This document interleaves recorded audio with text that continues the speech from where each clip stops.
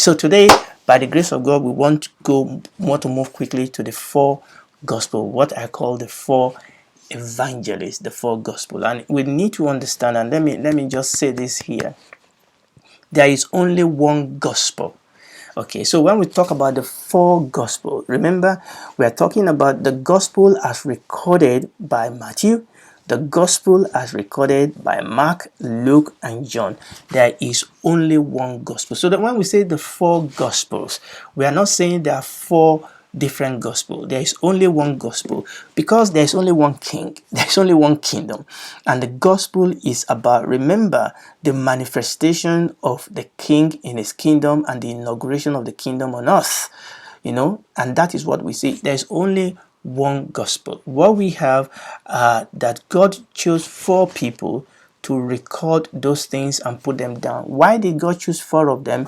Hopefully we'll come to that in a second. There's a reason why in God's sovereignty, God allowed four evangelists to record the story of the life, the teaching, the work, the death, the resurrection, and the ascension of our Lord Jesus Christ. There's a good reason why we have four of those records in the scripture. In fact, let me just go ahead and blot it out, at least partly. You see, the thing is that these people, you have to ask yourself, why are they writing the gospel? Remember, we mentioned it. They were not trying to write a biography. They were evangelists. They were preaching. Let's read John chapter 20. And we've read this portion of the scripture before, verses 30 and 31. John chapter 20, verses 30 and 31. And many other signs truly did Jesus in the presence of his disciples, which are not written in this book. But these are written that you might believe that Jesus is the Christ, the Son of God, and that believing you might have life through his name. So these are written that you might believe that Jesus is the Christ, the Son of God, and that believing you might have life through his name. Now you need to understand that the reason why they wrote what they wrote is because they were evangelizing. These books were not just repository of knowledge, they were mission books.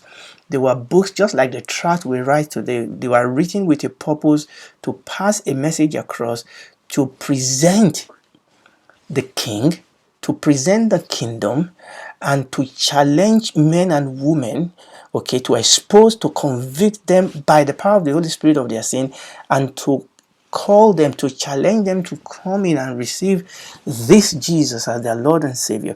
And that is the reason why they wrote the gospel. Now, each one of the evangelists wrote their gospel to different, and that is very, very important, to different target audience. And that is the reason why we have four of them. For example, the audience for Matthew were majorly Jews, and that is why in the book of Matthew you will see that there's a lot of that it might be fulfilled, because Matthew was primarily writing his gospel, targeting his gospel to the Jews.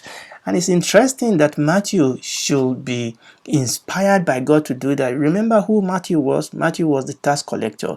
He was the one that was basically exploiting his people, for Rome, essentially. Because in those days, tax collector, what they do is that they take more tax than Rome wants. Rome doesn't bother. Rome doesn't pay them. As long as they can get Rome, the tax Rome require, it is whatever the tax collector put on top, that is their own. And the tax collector in those days, essentially they exploit their own people, and they were very rich, and that was Matthew. But isn't it interesting that that was the same man after God has worked in his heart? This was a man that was cold, that was calculated, that was selfish by all standard, that was thinking only about himself. But God touched his heart. The Lord Jesus called him to be one of his disciples, and this was the Matthew that God burdened, that God gave the job description to write for his own people. So that was the reason why you have many of them writing. So Matthew was writing to the the Jews, and therefore you could see that he put in a lot. He tried as much as possible in his gospel to let the Jews know that this Jesus is the Messiah. And then you will look at the things he put in his gospel and the way he talks, okay, and you will see that because of the targeted people, the people he was targeting, the type of language he used was targeted towards those group of people. And that's the same thing with Mark, with Luke, because they have different people that they are targeting. Hopefully as I move on, I will talk about that. And that is why you have 4 of them. John is a little bit different from the rest, and I'm going to talk about John, if not today, hopefully the next time. I'm going to compare John to the other 3 because John record is a little bit different from the other 3, and that is why we call the 3, Matthew, Mark, and Luke, we call them the synoptic gospel, essentially because they have a lot of things in common. There is a significant percentage of a core event, a core record that Matthew share with Mark, that Mark share with Luke, that Matthew share with Luke, and that 3 of them share together. And that is why the 3 of them are called the synoptic gospel, because they share a lot of things in common. Now, John is not like that, and there's a reason for that. For example, the way John wrote, John wrote as a theologian, okay, and John gives us a lot of behind the scene, okay. It is in John, like we've read, in the beginning was the Word was with God, the Word was God. Because of the way God has inspired John to write, some of the things that he included in his own book is different from the rest, and his own approach is different, okay. A lot of the parables that you see in the 3 synoptic gospel, you don't see that in the book of John.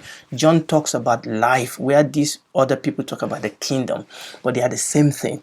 Is that John was looking at it, if you want to say, as a theologian, from the divine, from behind the scene way of looking at things. So the 4 gospel, they give us a rounded picture, and this is very, very important.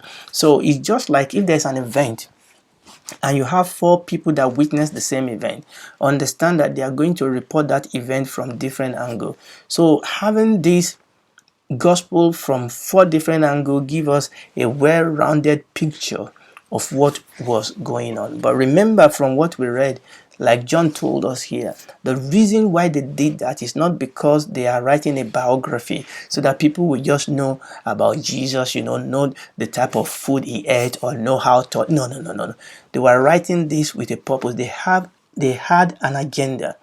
Okay, these are written that you might believe that Jesus is the Christ. Let's put it this way: Jesus is the Christ. Okay, whether you believe it or not, Jesus is Emmanuel, God among us. For God, in the beginning was the Word was with God, and the Word was God. Jesus is God. Like we said the last time, before Abraham was, I am. Whether you believe it or not, whether I believe it or not, He is who He is. I am that I am. Whether you believe it or not, your unbelief and my unbelief does not take anything away from Jesus. And by the way, my belief and your belief does not add anything to God. It does not add anything to God, but it adds something to us. Your unbelief will steal from you. My unbelief will steal from me.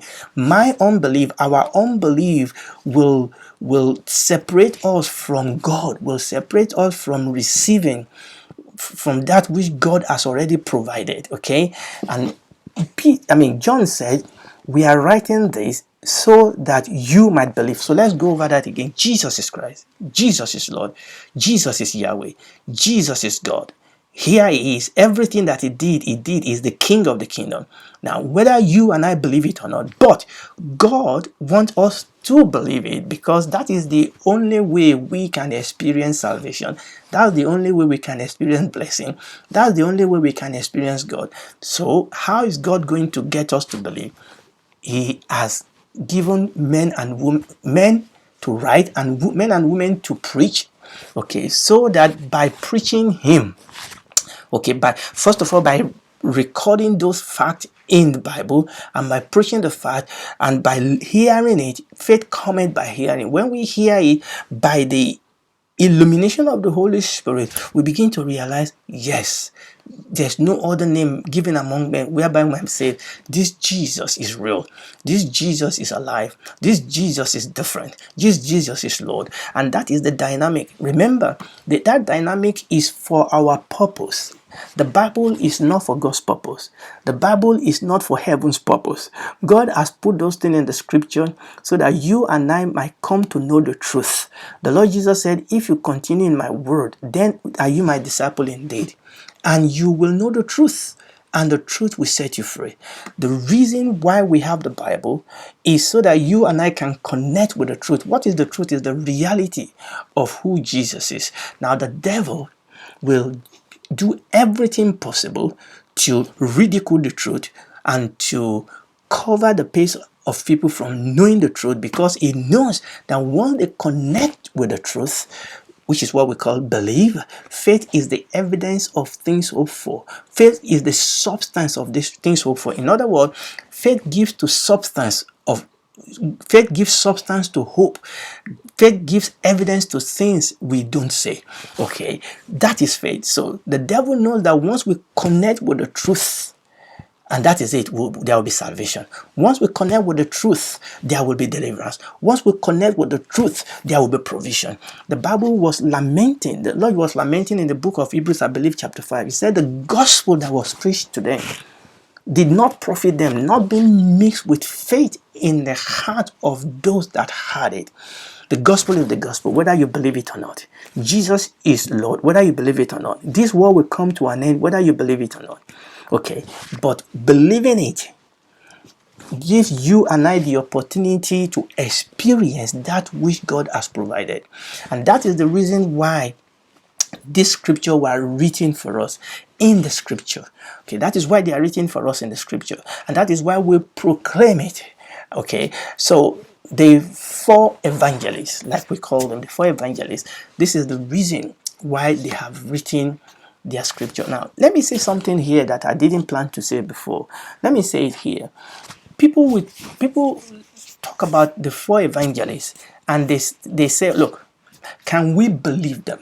Can we believe their record? Okay? Can we believe their record? You know, I don't know whether I've said it on this channel before.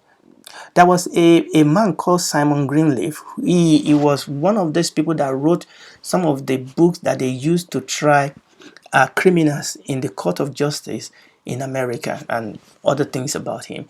You know, some of his students challenged him to take the evidence of the four evangelists and apply the same rule they apply in the court of law, and actually show whether their witness is believable. Okay, you know, because this is what people do, this is what they do in court all the time. You bring in witness, okay, and you want to judge whether their witness is dependable, whether their witness is honest. And there are ways in law, in secular law, where there are rules, there are rules and regulations, or whatever they call it now in secular laws. Okay, there are things that you use to judge. There are how will I put it now? There are standard. Okay, there are standard that you use to judge whether this witness is believable or not. And Simon Greenleaf applied that same principle to the four evangelists, and he actually came out essentially with the conclusion that their evidence, their witness is believable. That if these four evangelists were standing in the court of law, their evidences, their witnesses will be admissible in a court of law. And that is a man just simply applying the rule of the court of law to the word of God. You know, the thing is this. People talk about, are there, and I was not planning to go into this, but let me just mention this. People talk about, are there contradiction in the writings of the four gospel? No, there are no contradictions. When you understand how people tell story, remember what I said. When you witness an event, all right, people will report the event in a different way. And remember also that these people are not putting the same materials, okay, in their writing here. Some of the materials overlap. And also you need to also recognize that some of the events that these people recorded could have happened more than one or two times. Sometimes we take it for granted that both of them, that Mark and Luke, may have been recording the same event. That is not necessarily so. And also sometimes when you report an event, you may actually be focused on a certain part of the event that you totally ignore other part of the event. For example, let's say two people came to visit you, okay, but one of them brought you something. You can say, so and so came to visit me yesterday and they brought this. But somebody else can report that and say, so and so came with so and so. Now, the truth is that, are those contradictory? No. I was focusing more on one individual. The fact that somebody else then came and said there were two of them does not necessarily negate the fact that there was one. Okay, the fact that there was one does not negate the fact that there may be two. So there are quite a number. Oftentimes we challenge the veracity of a story because we don't know all the story behind it. Okay, and that is some of the things, and people have done a lot of work where they have actually show how the record of the four evangelists, how they actually complement one another, that they are not contradictory. This comes to the fore particularly when you look at the record of the four evangelists, particularly with respect to the death, burial, resurrection, and ascension of the Lord Jesus Christ. Some of those things on the face of it look contradictory, but when you sit down and actually follow the history, follow the story, you realize that rather than being contradictory, they are actually complementary. And again, realize what I said about the fact that they are writing to different people, and therefore the way they approach things are a bit different. Let me give you a good example here. For example, the genealogy, when you read the genealogy of our Lord Jesus Christ in Matthew, and you read the genealogy in Luke, they seems to be totally different. Now, there's no genealogy in Mark. Mark is in a hurry, okay? Mark just started, all right, just started writing. And there's no genealogy, there's no physical genealogy. There's a spiritual genealogy in John. There's no physical genealogy in John. So, but when you read the genealogy in Matthew and you read the genealogy in Luke, it looks like, they are so different from each other. But when you sit down and see the reason why how they wrote their genealogy, you will see why they are different. For example, Luke traced his own genealogy all the way to Adam. Again, remember, because Luke is writing to the Gentiles. Okay, it traced the beyond Abraham, whereas Matthew actually traced his own up to, because that's what Matthew is trying to do. He's trying to show the Jews that Jesus is the Christ. And when I've gone ahead of myself. When we get into the body, which will be next time now, by the grace of God, when we get into the body, I will show you the reason why on the surface of it, some of the things that seem contradictory are not contradictory at all. But the most important thing I want you to realize is that these people, they are writing to give us Jesus. Okay, they are witnesses. Those things which we have seen, which we have heard, which our hand have handled, of the word of life, that we declare unto you. That is what John said in his epistle, 1 John chapter 1. But that is exactly the principle behind the gospel. Essentially, they are speaking to us as eyewitnesses. And you will realize that they can be depended upon, because many of these people lost their life for their testimony, and not just gentle death. Many of them died horrible death for their testimony. Okay, not only that, God gave evidence of their testimony by working with them with signs and wonders. And these were men that were weaklings. These were men that were easily scared before the Lord Jesus died. Something came upon these men, and also the women with them, that turned them into a different person. And by the way, the leaders of those days, the leaders of the Jews, who have enough motivation to disprove them, they could not bring any evidence to disprove them. Okay, I mean, the leaders of the Jews, they have invested authority. They have invested interest, I want to say. They had invested interest to prove that the disciples were lying, but they couldn't. These people didn't go and preach their sermon in faraway land. They were preaching the sermon right where all this event took place. And their enemies, their distractor could not disprove it. In fact, as everybody in law knows, that people start persecuting other people when they couldn't disprove them. In fact, when they couldn't disprove them, what did they start doing? They started killing them. And that is always what people do when they cannot disprove a truth. So they are dependable. And wow, I just kept moving and moving. And you know, one of the things I've seen from history, we have history of men that set out to disprove the record of the gospel, and they ended up become Christian. Okay, you know, the man that wrote "Who Rolled Away the Stone," he set out to actually disprove that disprove the gospel record, and he ended up becoming a Christian. He was an atheist. He ended up becoming a Christian. Okay, the other man that wrote "The Case for Christ" also, and there's a film that came with that. There's a book also for that, Listrober or something. I think that's his name. "Case for Christ." He set out to disprove he was a journalist. He was an atheist with his wife. They didn't believe in God. They didn't believe in the Bible.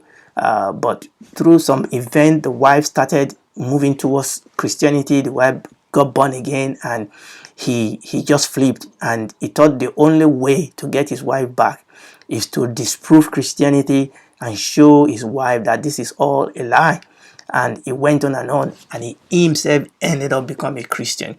And that is what the gospel does for us. The gospel gave us God, gave us Christ. The gospel record is based on historical event. It happened. And that's the thing about the gospel. The gospel happened. God, about 2,000 years ago, broke through the veil and became a man and dwell among us. Okay, he was born as a child. Okay, he grew up here. Him who knew no sin and became sin for us on the cross. But in his life, we had him. We saw him. Okay, we saw him minister, speak. We saw him live and talk and heal and deliver. And then finally, he went and provided a way back home for us on the cross. And that is what we see here as we read the four gospel. I didn't even move forward today, but thank God, it is He is the Lord. Let His will be done, and I'm trusting that you, if you are listening to me, I'm trusting that you will not delay any longer. If you are not a Christian yet, I'm not asking you to join a club. I'm asking you to become a citizen of His kingdom. I'm asking you that the door is open for you to become a child of God. All you need to do is to fall at His feet, confess your rebellion, ask Him to have mercy on you, and He will. He will do something deep and something great inside your heart, and He will take you home. You will become a child, a daughter, a son of God, and then He will walk the rest of this world life with you, thick and thin. And when this is all over, wow, the party will then start in heaven. But heaven will be here, the new heaven, the new earth, and we're going to spend eternity with Him. Don't allow this short life to take eternity away from you. Both of us, all of us, must make heaven. But the only way to do that is to invite Him into your life, accept Him as your Lord and Savior, and walk this walk with Him. Father, we give you praise.